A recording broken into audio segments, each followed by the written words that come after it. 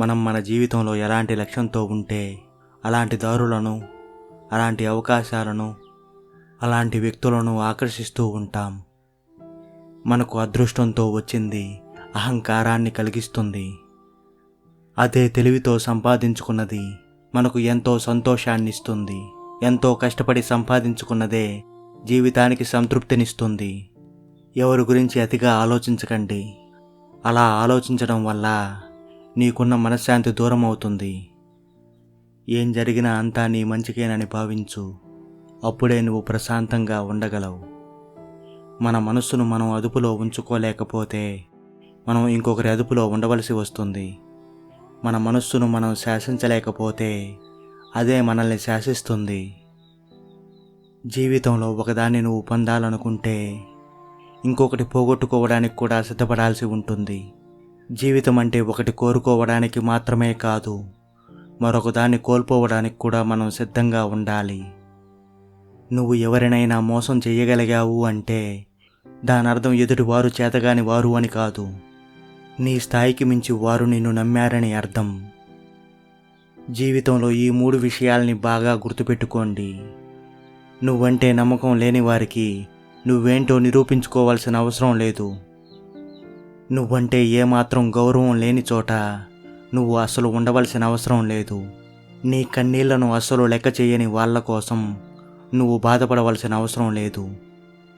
ఎవరిని కూడా చులకనగా అస్సలు చూడకు. ఎవరికి తెలుసు, ఈరోజు నువ్వు తొక్కిన రాయి కూడా రేపు గుడిలో దైవంగా మారి పూజలు అందుకోవచ్చు. మనిషి జీవితం కూడా అలాంటిదే. పక్కవాడు ఏడుస్తుంటే దాన్ని చూసి నువ్వు ఆనందించకు. నీకు ఎందులో అయితే ఆనందం దొరుకుతుందో అదే నీకు నీ జీవితంలో తిరిగి లభిస్తుంది.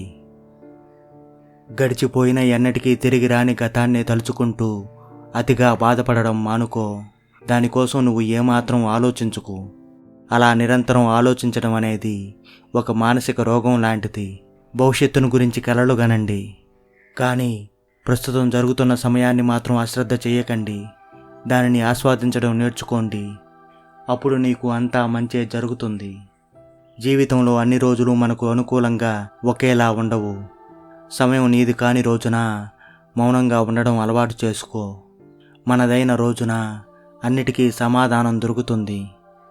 మీరు ఊహించిన దానికన్నా గొప్పగా మీరు ఏదైనా చేయగలిగినప్పుడే మీరు చేస్తున్న ఆ పనిలో మీరు సంతృప్తిని అనుభవించగలరు. ఇతరుల పట్ల హింసాద్వేషాన్ని పెంచుకుంటే ఏదో ఒకరోజు అవే మనకు మన జీవితంలో ఎదురవుతాయి. ఎంత గొప్పగా పని చేస్తున్నామని కాదు, చేసేది చిన్న పనైనా దాన్ని ఎంత ప్రశాంతంగా చేస్తున్నామన్నదే ముఖ్యం. మన దగ్గర ఉన్న వాటిని గుర్తించి వాటితో సంతృప్తి చెంది సంతోషంగా ఉన్నప్పుడే జీవితం ఎంతో ఆనందంగా ఉంటుంది. మనిషి తన నిశ్చలమైన మనస్సుతో, పూర్తి నమ్మకంతో తన ప్రయత్నాన్ని కొనసాగించలేకపోతే తను అనుకున్నది సాధించలేడు. నిన్ను వదిలేసి వెళ్ళిపోయిన దేని గురించి అతిగా ఆలోచిస్తూ బాధపడకు. నువ్వు తలుచుకోవడానికి కూడా అది అర్హత లేనిదని భావించు. మీరు మౌనంగా ఉండటం కంటే మీ మాటలే ఫలితాన్ని ఇస్తాయన్నప్పుడు మాత్రమే మీరు మాట్లాడండి. మనకు ప్రియమైన వారి వల్ల మనకు ఆనందమే కాదు, దుఃఖం, బాధ, వ్యాకులత, కష్టాలు కూడా సంభవిస్తాయి. జీవితంలో మనం చేసే మంచి పనులైనా చెడు పనులైనా నీడలా మనల్ని వెంటాడుతూనే ఉంటాయి.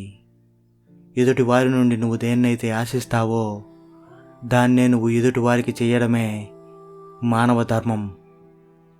వాళ్ళేమనుకుంటారో వీళ్ళేమనుకుంటారోనని నువ్వు ఏదేదో అతిగా ఆలోచిస్తూ నీ సమయాన్ని వృధా చేసుకోకు. వాళ్ళేమనుకున్న దానితో నీకు ఏమాత్రం సంబంధం లేదు.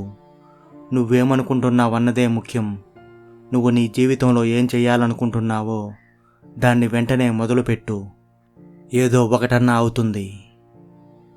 నీకు కలిగిన బాధకు కారణం ఏదైనా కావచ్చు, కానీ ఆ కారణం చేత ఇతరులకు మాత్రం హాని చేయకు. ఎదుటి వారిని మీరు అర్థం చేసుకోవాలి అంటే మీకు క్షమించే గుణం ఉండాలి. అందరితో కలిసి చెడు మార్గాన వెళ్ళడం కన్నా ఒంటరిగా ఉన్నా, ఎన్నో అనుకోని సమస్యలు నిన్ను చుట్టుముడుతూ ఉన్నా మంచి మార్గాన వెళ్ళడం మేలు. విజయం సాధించాలి అంటే మెదడుతో ఆలోచించాలి. అలా ఆలోచించిన ఆలోచనల్ని నిర్వర్తించడానికి మనసు లగ్నం చేసి పనిచేయాలి. వేలాది వ్యర్థమైన మాటలు వినడం కన్నా నీ మనసుకు శాంతిని కాంతిని ప్రసాదించే ఒక్క మంచి మాట వినడం మేలు.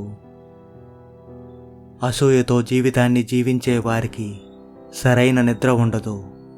అహంకారంతో బ్రతికే వారికి సరైన మిత్రులుండరు.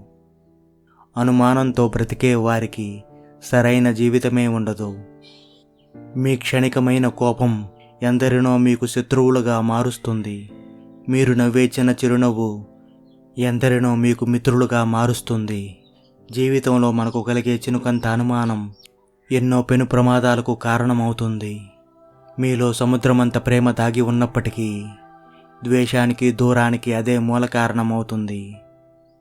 నీ ముందున్న దానిని వదిలేసేయి. వెనక ఏముందో దాన్ని వదిలిపెట్టేయి. మధ్యలో ఏముందో దాన్ని పట్టించుకోకు. వర్తమానంపై నీ దృష్టిని కేంద్రీకరించు. నిరంతరం నీ కృషిని కొనసాగించు. అప్పుడే నీ జీవితం ప్రశాంతంగా ఉంటుంది. మీ లోపల శత్రువు లేనంతకాలం బయట ఉన్న శత్రువు మిమ్మల్ని భయపెట్టలేడు. మీ జీవితంలో దాగి ఉన్న అర్థం పర్థం లేని భయం ఎప్పుడైతే తొలగిపోతుందో అప్పుడే మళ్ళీ మీ జీవితం కొత్తగా మొదలవుతుంది. జీవితంలో జననానికి మరణానికి ఒక సమయం ఉన్నట్లే మన జీవితంలో జరిగే ప్రతిదానికి ఒక సమయం రాసిపెట్టి ఉంటుంది.